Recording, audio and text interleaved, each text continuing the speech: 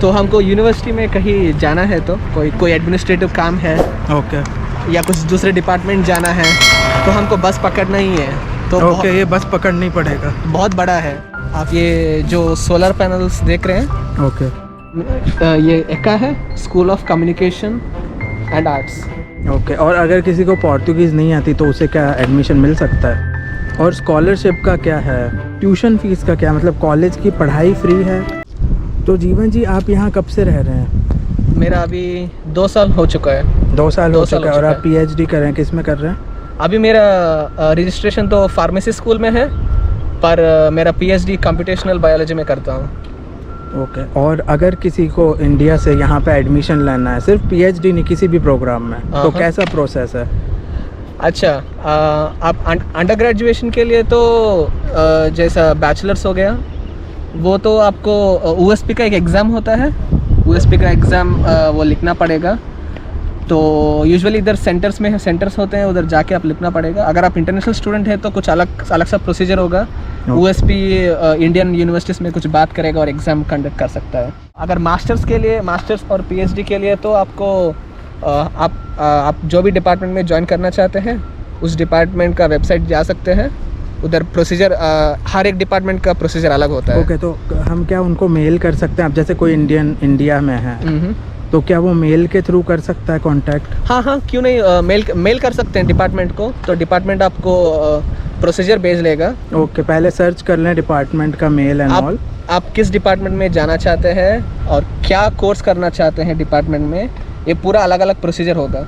अगर for example मेरा ले लिया तो मेरा डिपार्टमेंट में प्रेजेंटेशन देना, पहले एग्ज़ाम देना था, एग्ज़ाम के बाद प्रेजेंटेशन देना था। तो मेरे डिपार्टमेंट में 2 हो गया। मेरा एक फ्रेंड है जो सिविल इंजीनियरिंग में है, तो उनके लिए एग्ज़ाम का ज़रूरत नहीं था, सिर्फ प्रेजेंटेशन का ज़रूरत था। तो डिपेंड्स, हर एक डिपार्टमेंट का अलग अलग हो जाता है। तो यूजुअली आप वेबसाइट में जा सकते हैं, प्रोसीजर बहुत क्लियर है। बस एक प्रॉब्लम है, आपको पोर्चुगीज़ सीखना पड़ेगा। इधर जो भी क्लासेस है सब कुछ पोर्तुगीज़ में है। कुछ क्लासेस है जो इंग्लिश में होते हैं। अच्छा, कौन से कोर्सेज हैं जो इंग्लिश में होते हैं? वो डिपेंड्स। मेरा डिपार्टमेंट में एक कोर्स था जो इंग्लिश में था, तो मैं वो कर लिया था। तो स्टार्टिंग में तो अभी मैं पोर्चुगीज़ समझ में आ जाता है, तो अभी मैं लास्ट सेमेस्टर पोर्चुगीज़ कोर्स में रजिस्टर कर लिया। और दूसरी बात ये है कि अगर आप मास्टर्स के लिए आ रहे हैं तो यूएसपी में आप पोर्चुगीज़ एग्ज़ाम दिखाना पड़ता है, पोर्चुगीज़ टेस्ट का रिजल्ट दिखाना पड़ता है। तो अगर आप मास्टर्स के लिए आया तो आपको 1 ईयर टाइम रहेगा आपको पोर्चुगीज़ एग्ज़ाम क्लियर करने के लिए। अगर आप पीएचडी के लिए आ रहे हैं तो आप 2 साल में पोर्चुगीज़ सीख के आप एग्ज़ाम दे सकते हैं। तो वो भी डिपेंड्स, कुछ डिपार्टमेंट्स के लिए पोर्चुगीज़ ज़रूरत नहीं है, कुछ डिपार्टमेंट्स के लिए पोर्चुगीज़ ज़रूरत है। तो वो कम्प्लीटली डिपेंडेंट है। और इंग्लिश तो कंपलसरी, इंग्लिश एग्ज़ाम तो कंपलसरी देना है।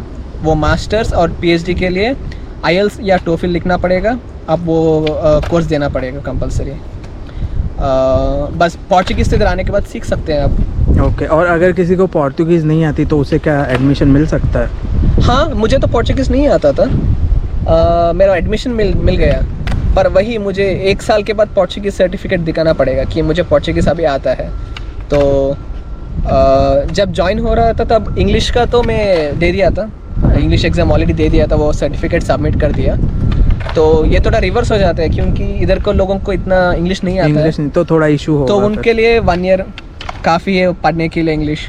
हमारे लिए पोर्चुगीज़ काफ़ी, मतलब मैनेज कर सकते हैं हम, क्लियरली सीख नहीं सकते हैं पोर्चुगीज़ 1 ईयर में, वो बहुत प्रैक्टिस करना पड़ेगा।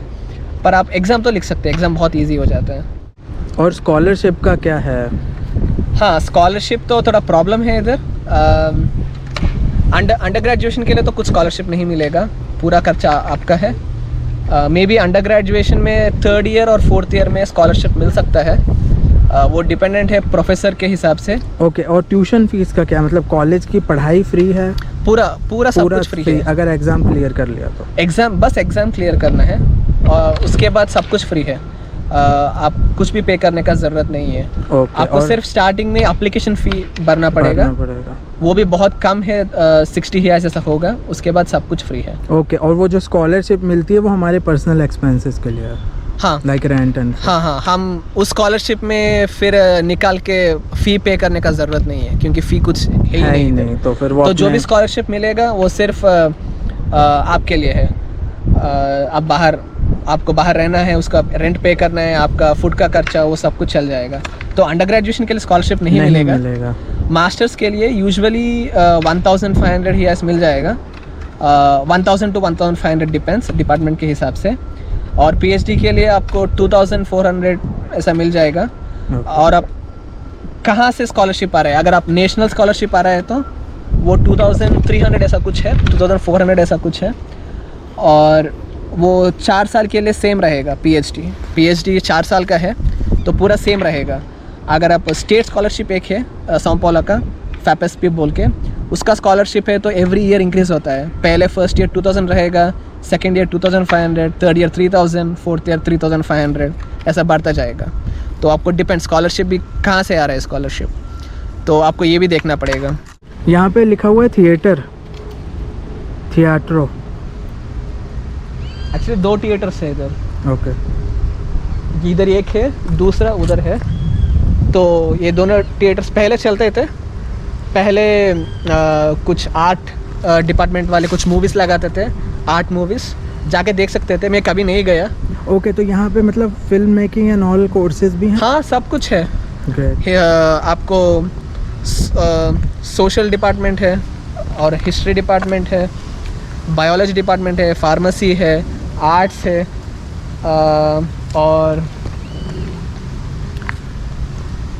हमको कुछ इंस्टीट्यूट्स हैं अंदर जो यूनिवर्सिटी का कोर्सेज नहीं देते हैं, पर उधर रिसर्च होता है। तो वो स्पेसिफिकली रिसर्च के लिए है। तो कभी कभी स्टूडेंट्स क्या करते हैं, उनके पास स्कॉलरशिप नहीं है तो ये इंस्टीट्यूट्स में जाके काम करते हैं, क्योंकि उनको स्कॉलरशिप मिल जाए। और ये बिल्डिंग किसकी है यहाँ सामने? ये एका बोलते हैं इसको, हम आगे से देख सकते हैं। ये एका है, school of communication and arts. Okay, cinema radio television का है ये। तो बहुत बढ़िया। यहाँ पे देखो, यहाँ पे सब कुछ लिखा हुआ है, जैसे ड्रामेटिक आर्ट्स है, म्यूज़िक है, सिनेमा टेलीविज़न है, public relation, propaganda, tourism, journalism.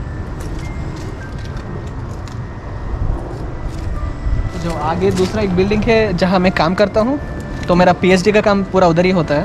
Okay. आपको बिल्डिंग में दिखाता हूँ अभी। ये जो बिल्डिंग दिख रहा है रेड कलर का, ये यूएसपी इंटरनेशनल बिल्डिंग है।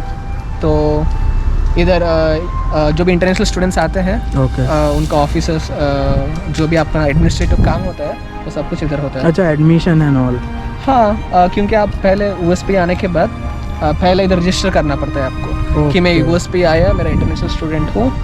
तो आपका इधर आने के बाद आपको फेडरल पुलिस के पास आपका वीज़ा रजिस्टर करना पड़ता है इधर आने के बाद। करेक्ट। तो ये सब डॉक्यूमेंट देंगे? ये सारे डॉक्यूमेंट्स अरेंज करेंगे आपके लिए।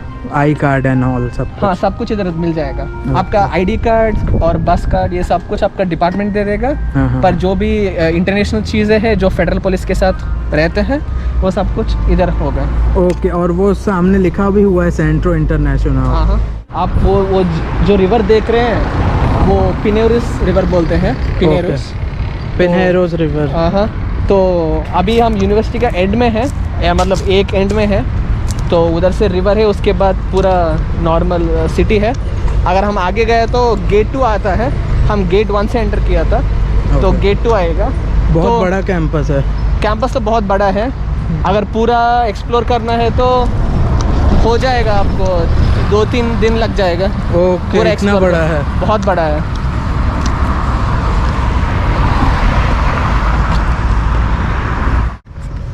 ओके, तो दोस्तों यहाँ पे कुछ स्टैचू है, मॉन्यूमेंट है, जो इबीरापुएरा पार्क के सामने जो हमने देखा था ना, स्टोन का, उसको बनाने वाला और इसे बनाने वाला एक ही है पर्सन, ऐसा उन्होंने मुझे बताया है। बहुत ही सुंदर नज़ारा। आप ये जो सोलर पैनल्स देख रहे हैं, ओके, तो आई थिंक कुछ इंस्टीट्यूट वाले पूरा सोलर डिपेंडेंट होने के लिए बिल्ड किया था ये। पर मे बी फ्यूचर में करेंगे और ज़्यादा इंस्टॉल करेंगे। ओके, तो ये सिर्फ ये जो सोलर पैनल है ये सिर्फ एक पर्टिकुलर इस डिपार्टमेंट के लिए? इस पर्टिकुलर डिपार्टमेंट का है। ओके, तो मे भी उसको एक्सपांड करेंगे। हाँ, तो हमको यूनिवर्सिटी में कहीं जाना है तो कोई एडमिनिस्ट्रेटिव काम है ओके, या कुछ दूसरे डिपार्टमेंट जाना है तो हमको बस पकड़ना ही है। तो ओके, ये बस पकड़नी पड़ेगा। बहुत बड़ा है तो हमको बस फ्री है, 2 बसेस हैं जो फ्री है ये स्टूडेंट्स के लिए, तो हम वो बस पकड़ सकते हैं। पहले 1 मंथ जब आते हैं आप वॉकिंग करने में मज़ा आता है, हाँ, और उसके बाद तो बस पकड़ना ही है। करेक्ट, वॉकिंग करेंगे, फ़ोटोज़ लेंगे, लेकिन फिर परेशान हो जाएंगे हाँ। चल के। ओके, और यहाँ पे बस स्टॉप्स हैं हर जगह जगह पे? हाँ, हर जगह बस स्टॉप्स है। ओके, तो आपको हर एक 500 मीटर्स में एक बस स्टॉप मिल जाएगा। हाँ, यहाँ पे है एक बस स्टॉप, यहाँ पे पीछे भी था। तो हम बस पकड़ जाएंगे क्योंकि हर डिपार्टमेंट को बस एक्सेस होना है। ओके, तो इसीलिए बहुत फ्रीक्वेंटली बस स्टॉप्स रहते हैं। तो हमारा बिल्डिंग के सामने भी एक बस स्टॉप है, तो आपको देखना पड़ेगा। आप मूव इट या गूगल मैप्स यूज़ कर सकते हैं किस बस स्टॉप में क्या बस रुकेगा, क्योंकि सारे बसेस हर बस स्टॉप में नहीं रुकता है। हाँ, तो वो फिर देखना पड़ेगा। उसका आप ऐप में देख सकते हैं, गूगल में, तो आपको मिल जाएगा। यूजुअली हम तो इधर मूव इट यूज़ करते हैं, move it app. Google maps भी काम चल जाएगा। Okay, nice. अभी हम जगह जहाँ है ये यूनिवर्सिटी में बहुत पीक पॉइंट है, तो हाईएस्ट है। हाईएस्ट पीक पॉइंट है। हम उधर से नीचे से आए थे, ओके, तो आप उधर वो माउंटेन्स देख सकते हैं, दो हिल्स देख सकते हैं। अच्छा, जो यहाँ पे दिख रहा है। हाँ हाँ, वो पीकुची जागवारा बोलते हैं उसको। तो उधर लोग ट्रैकिंग के लिए जाते हैं, और पास में ही है, 45 मिनट्स डिस्टेंस में है, जा सकते हैं। कभी कभी वीकेंड में जाके लोग ट्रैक कर लेते हैं। तो ये जो पीक है वो उधर जो पीक है, हम इधर यूनिवर्सिटी में हाईएस्ट पॉइंट आने के बाद दिखता है। यूनिवर्सिटी में नॉर्मली वॉक कर लिया तो नहीं दिखेगा ये। हाँ हाँ हाँ, वो सिर्फ ऊपर आना पड़ेगा। ऊपर आना है, उधर दिखेगा। ये बिल्डिंग किस चीज़ की है पीछे? ये बिल्डिंग मुझे इतना आइडिया नहीं है। आई थिंक फिजिक्स का है। ओके, उधर नीचे से पूरा इधर तक फिजिक्स का एरिया फिजिक्स है। का है। बहुत अच्छी बड़ी बनी है यूनिवर्सिटी। हाँ, यूनिवर्सिटी अपॉर्चुनिटी बहुत है, कोर्सेज बहुत हैं। बहुत है। फिजिक्स है, केमिस्ट्री है, केमिकल इंजीनियरिंग है। और वो आपने बताया था शिप से रिलेटेड था। हाँ, शिप का एक सिविल इंजीनियरिंग का डिपार्टमेंट है। ओके। उसमें शिप का सिमुलेटर्स होते हैं जो फ्यूल एक्सट्रैक्ट करते हैं सीज से, ओशन से। तो इधर एक कंपनी है इंडिया ब्राज़ील में, पेट्रोब्रास बोल के। हाँ, बहुत फेमस है, बहुत फेमस कंपनी है, ऑयल कंपनी। तो उन्होंने ये इंस्टीट्यूट में इन्वेस्ट किया था। तो आप इंस्टीट्यूट के अंदर गए तो आपको शिप का सिमुलेटर मिल जाता है। तो ऐसा लगता है कि आप शिप में हो, सच में शिप में हो। पूरा स्क्रीन्स होते हैं अराउंड। तो आप वो लोग स्टार्ट कर दिया तो आपको लगता है आपको सच में शिप में हो आप। ओके, तो बहुत अच्छा होता है वो। तो दोस्तों, आपको टूर कैसा लगा साओ पाउलो यूनिवर्सिटी का, और जीवन जी से मिलके कैसा लगा, ये कमेंट करके ज़रूर बताइएगा। वीडियो देखने के लिए बहुत बहुत धन्यवाद। जय हिंद, भारत माता की जय, वंदे मातरम।